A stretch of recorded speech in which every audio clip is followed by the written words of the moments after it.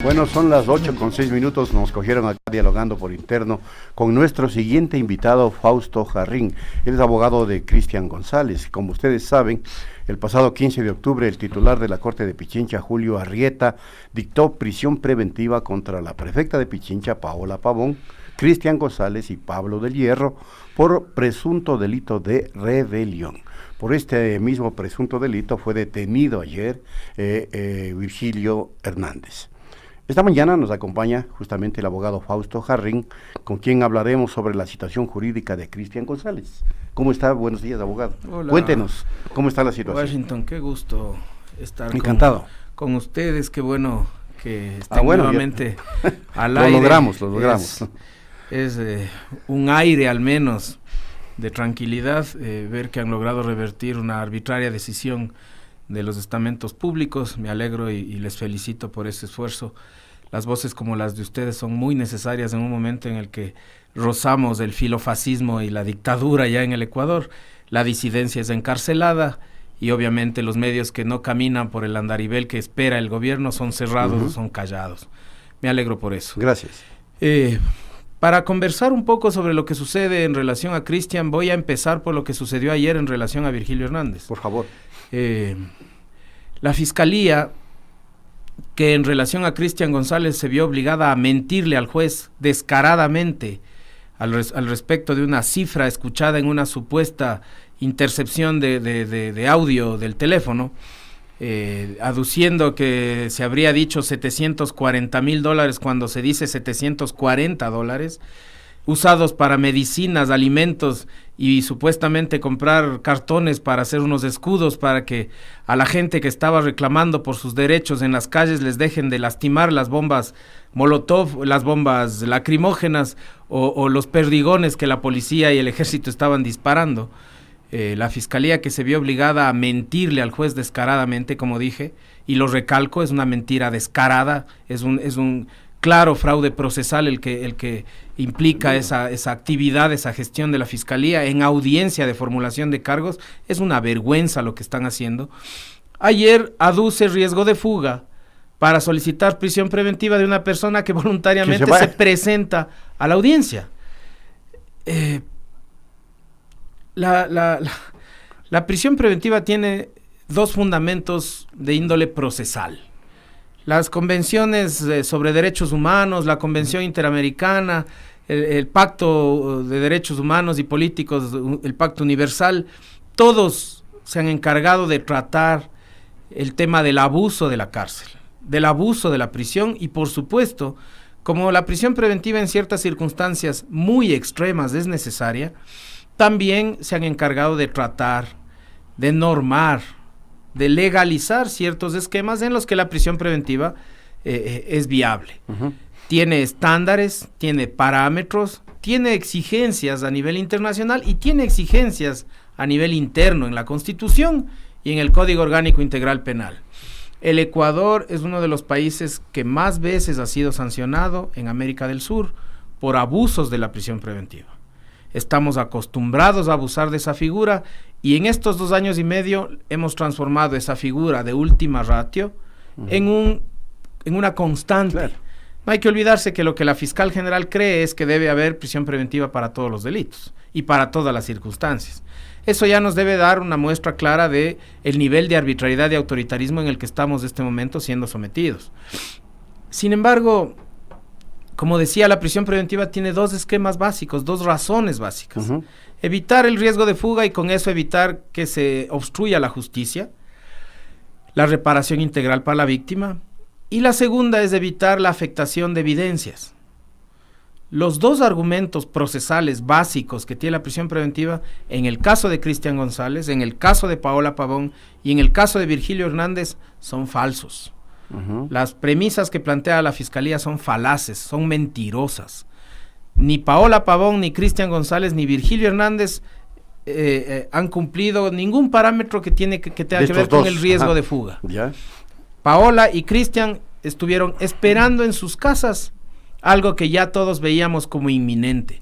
Porque en este país, después de que el presidente Moreno o cualquiera de sus servidores, con nombre y apellido, te acusa de algo en cadena nacional, Inmediatamente viene el framing de los medios corporativos que están aliados al gobierno y acto seguido vienen los actos urgentes de la fiscalía, los allanamientos violentos y las órdenes de prisión para luego tener audiencias en la madrugada de forma ilegal y salir de esas audiencias dentro de las 24 horas sin investigación, sin razón de nada, a una prisión preventiva que ya es un modus operandi de una estructura que está dedicada a ejercer con arbitrariedad la ley, que es la fiscalía en contubernio con los jueces y las otras autoridades. Entonces, y en el caso extremo de Virgilio Hernández, personalmente fue, voluntariamente fue, se presentó a la audiencia y sin embargo hablan de riesgo de fuga.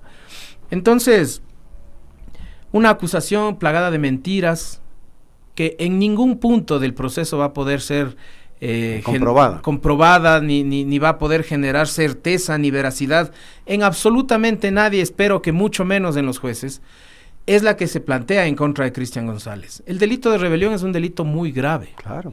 El delito de rebelión viene con la marca inserta de querer subvertir el orden constitucional. Estamos hablando de algo que en el país nunca ha habido. Ni siquiera ese intento apaciguado por la violencia del febrescorderismo que fue Alfaro Vive tuvo intenciones de subvertir el orden constitucional. Fue un grupo que radicalizó su lucha ideológica hacia vertientes de lucha armada. Las razones que ellos hayan tenido las respeto, pero nunca tuvieron en su línea de acción política el derrocar gobiernos. Claro, la rebelión como tal, para derrocar al gobierno. Mucho menos ahora. Subvertir el orden constitucional solicitando que se aplique el artículo 130 de la Constitución. Muerte cruzada. Es un absurdo ilógico, pero para estudiantes de primer año de Derecho, no se diga para autoridades de nivel nacional. Por eso es que la Comisión Interamericana de Derechos Humanos, en su informe preliminar sacado ayer, está hablando de persecución a opositores políticos, está hablando de utilización del sistema judicial contra opositores, está diciendo que han sido víctimas de hostigamiento en la cárcel de La Tacunga cuando fueron a entrevistar a Paola Pavón y Jorge Glass. Es decir, ya no solamente hostigan a quienes pensamos distinto, sino hostigan a las misiones humanitarias que vienen a entrevistarse con los que piensan distinto. ¿Y les obligaron a borrar las Les han obligado a borrar el audio de la entrevista con Paola Pavón, y les han impedido tomar fotografías de las condiciones en las que están los presos, no solo los políticos, sino en general, dentro de las instalaciones de la cárcel de La Tacunga. Efectivamente, los que venimos discutiendo las acciones de este gobierno desde hace más de 2 años, sabemos que este es un gobierno hipócrita, sabemos que este es un gobierno mojigato que esconde la realidad, que se ha encargado de utilizar bombas de humo mediática, judicial, para que la ciudadanía esté preocupada de la persecución, preocupada de la corrupción, en vez de preocuparse de que cada día nos cuesta más llevar el alimento a nuestras casas. Entonces no es sino el mismo reflejo de un gobierno que hace eso, lo que hemos visto que sucedió con las misiones humanitarias. Estoy absolutamente seguro que la misión de la ONU va a replicar de alguna manera muchos de esos antecedentes ya planteados por la Comisión Interamericana de Derechos Humanos, y estoy seguro que ambos organismos se van a pronunciar al respecto de la persecución, se van a pronunciar al respecto de la inseguridad en las cárceles, se van a pronunciar al respecto de la utilización de la función judicial para callar voces disidentes, no solo de políticos, sino también de los medios alternativos, y en este caso también se pronunciarán con seguridad sobre la situación de Pichincha Universal, estimado Washington. Lo sé, pero si está todo plagado de falacias, de mentiras, de fallas procesales, ¿qué es lo que debemos esperar? Lo que viene en el proceso, evidentemente, será la ratificación de esas falacias, de esas mentiras, de esas fallas procesales. ¿Y podrían sobrevenir acciones condenatorias o no? Estoy seguro que si es que mañana si es que vivimos esto, ¿a dónde vamos a parar? Si mañana tuviésemos audiencias de juzgamiento, todos seríamos sentenciados. Estoy absolutamente seguro de eso. ¿Se imagina lo tremendo que es aquello? Así es, y por eso es que yo agradezco estos espacios, porque la ciudadanía, la academia, los estudiantes, quienes piensan que el gobierno está equivocado, ya deben empezar a poner las barbas en remojo, porque los correístas somos finitos. En algún momento van a poder terminar, digamos, entre comillas, con la línea de frente, la vanguardia del correísmo, y luego van a empezar a ir por los demás. Cuando digo los demás, me refiero a cualquier ciudadano que discrepe con el gobierno, a cualquier ciudadano que ejerza su derecho a la resistencia, ya no será correísta, pero será disidente. Y cuando la arbitrariedad se transforma en un modus operandi, cualquiera puede ser víctima de eso, y la gente tiene que empezar a tomar conciencia de esa posibilidad y ese riesgo latente de que mañana te encuentran un tuit o una bandera del propio gobierno actual y vas a ir preso por rebelión. Eso es muy grave. Eso destroza cualquier esquema de seguridad jurídica, eso destroza cualquier concepto de contrato social, y estamos transformando al Estado en un aparato represor que lo único que se dedica es a reprimir y a poner eso en las noticias para que la gente o tenga miedo o se olvide de lo demás. Estamos viviendo realmente un estado de opinión excesivamente agresivo, y creo que a nosotros lo que nos corresponde por lo pronto es tratar de solventar todos los espacios jurídicos posibles, internos y externos, y resistir este embate criminal de las instituciones que están encargadas de hacer justicia, pero ahora están transformados en entes de persecución, y es lo que nos corresponde. ¿Y qué procede en el caso de González y de Pavón? Mañana estamos convocados a las 17 horas. ¿Mañana? Mañana jueves, mañana jueves, horario ya. Que además me llamó la atención. En la tarde. Además, ya cuando se terminan las horas laborables, y las audiencias de apelación deberían realizarse en horas laborables. Me llama la atención la hora, no voy a decir más porque no sé más, pero sí me genera suspicacia porque nos han acostumbrado a audiencias en la madrugada, nos han acostumbrado a este tipo de manipulación de las circunstancias, ya sea para evitar que estas personas sean apoyadas por sus coidearios, ya sea para evitar que las familias de estas personas puedan estar presentes. No nos están otorgando copias de ciertas partes procesales aduciendo que es reservada, como si pudiera algo ser reservado cuando tú estás preso arbitrariamente nuevamente.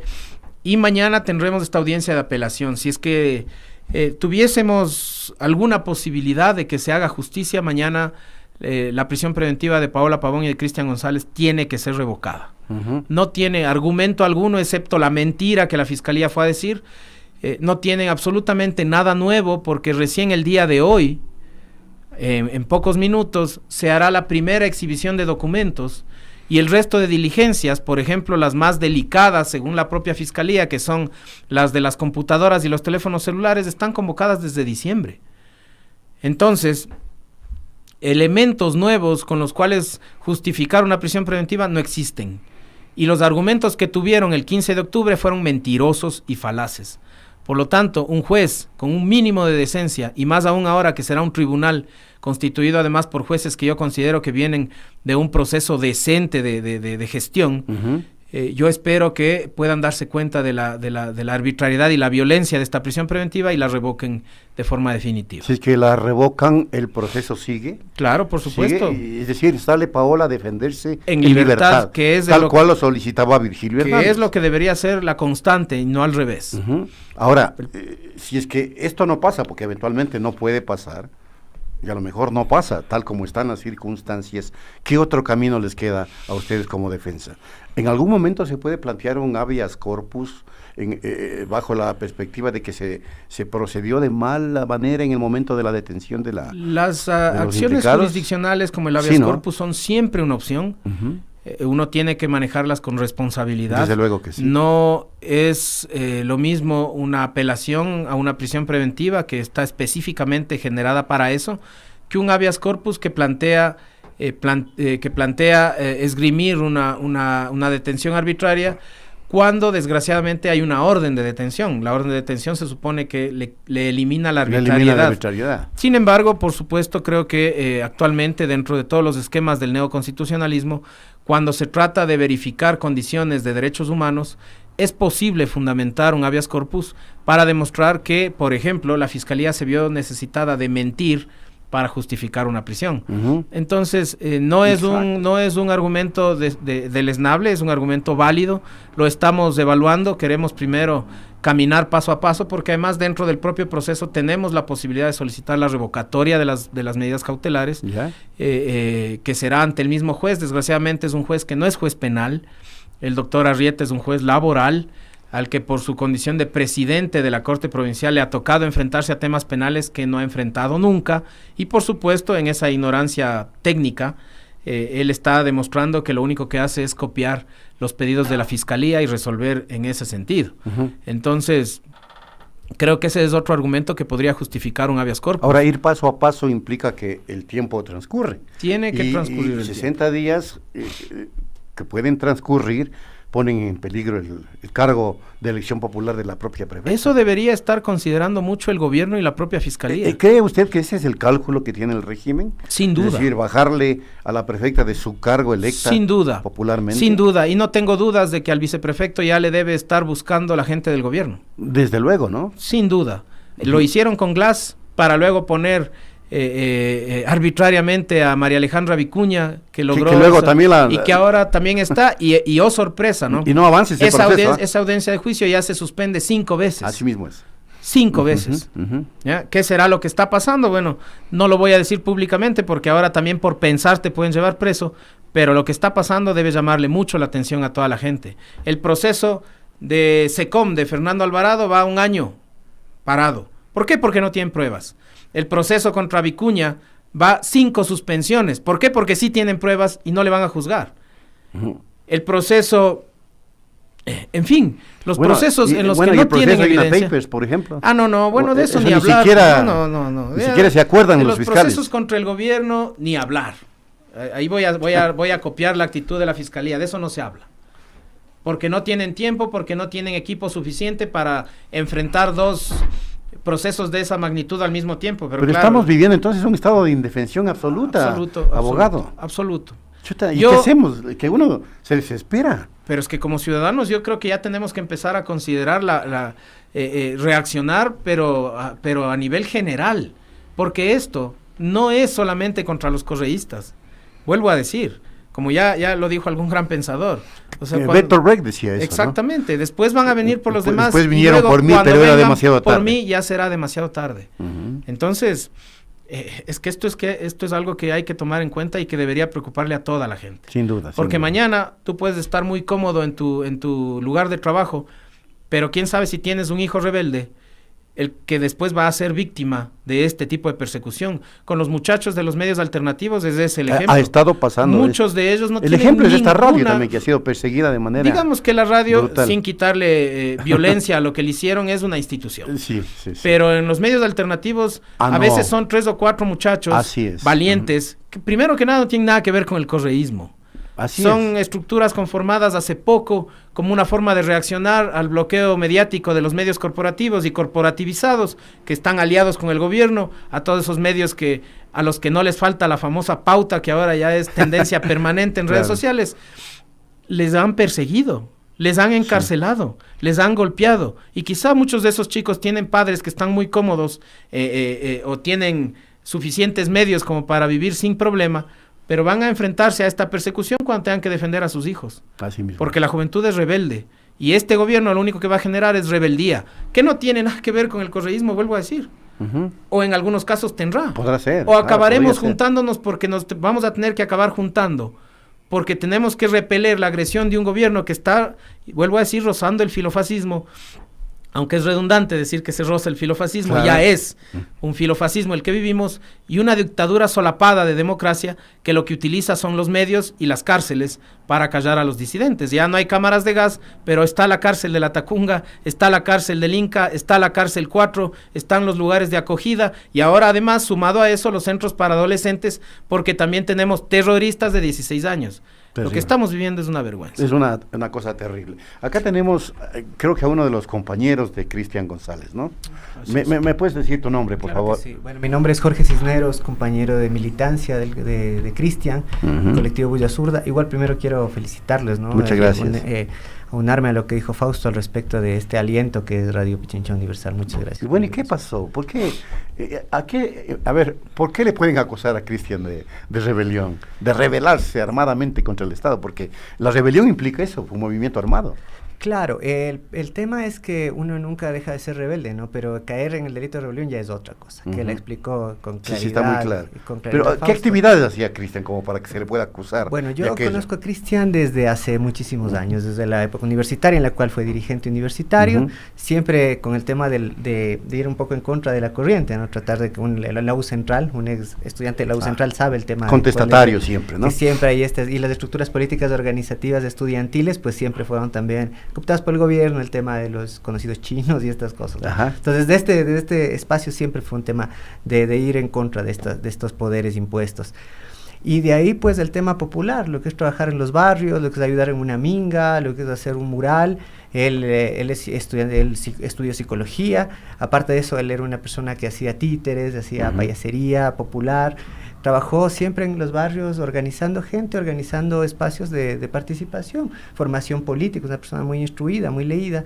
Entonces, pues, estos son las cosas que después van, o sea, como que van quedando una bola de nieve, ¿no? Como que está en el ojo de las personas que están buscando esta forma de reprimir a los pensadores distintos, y si es que es un líder popular, pues mucho más. Toda persona que sea crítica con la situación actual está corriendo peligro. Exactamente, y bueno, hay que tener en cuenta también que Cristian, pues bueno, igual que algunas organizaciones, pues vimos en el correísmo una posibilidad donde se estaban construyendo espacios de justicia social, a las cuales pues algunas personas pues nos juntamos, y lo hasta irónico y doloroso de esto es que como consideramos que después se iba a heredar, por así decirlo, una continuidad dentro del proceso político con el tema de Moreno, pues inclusive Cristian fue una de las personas que hizo campaña.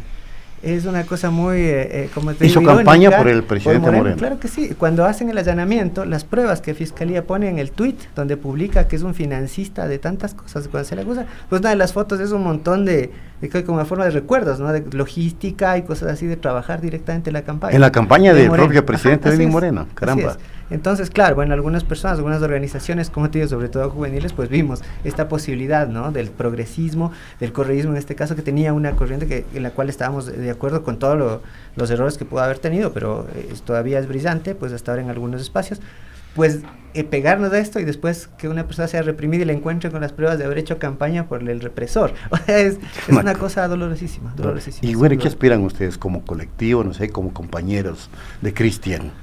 Aunque, bueno, tal como están las cosas, es muy complejo hasta aspirar, ¿no? Es muy complejo, pero sobre todo creo que es un momento de valentía, ¿no? De poner la cara, de decir aquí estamos, no estamos huyendo, no estamos escapando. Como decía Fausto, la primera línea, en este caso decir sí yo soy, sí yo estuve, sí es mi compañero, pues una forma de llamar también a otros compañeros. Y de ser solidario con una situación que se torna crítica. Claro que sí, yo también estuve, yo también escribí un tuit, yo también estuve en la calle, yo también estuve apoyando a la movilización indígena, estuvimos ahí y hemos estado y estaremos. Y hacer este llamado a otros compañeros que saben que estos espacios son necesarios y que están. O sea, es increíble. Por ejemplo, la solidaridad con Chile, ahora con el proceso que es un proceso tremendo, ¿no? Pero del cual no aprenden la lección quienes deberían aprender esa lección. Exactamente, pues hay una doble, hasta triple moral dentro del discurso, ¿no? En un lado se pelea por la democracia, y en el otro lado es una disidencia, y salir a la calle está bien en un lado, y en el otro está terriblemente mal. Entonces, pues bueno, eso nada más, pensar que lo que hay que hacer es lo que hay que hacer es movilizarse, lo que hay que hacer es en las calles, en medios como este, al cual le agradezco muchísimo, en redes, porque alguna vez sí lo vimos muy como que, no, pues uno es militante de Twitter, o sea, como que escribes muchas redes, pero no haces nada. Al final, pues, imagínate la enorme función que ha cumplido los medios alternativos o las radios valientes como este espacio. Muchas gracias a Fausto Jarrín, en primer lugar. A ti tu nombre, Jorge, por habernos acompañado. Son testimonios y claro, también son informaciones importantes que no se revelan en otros medios.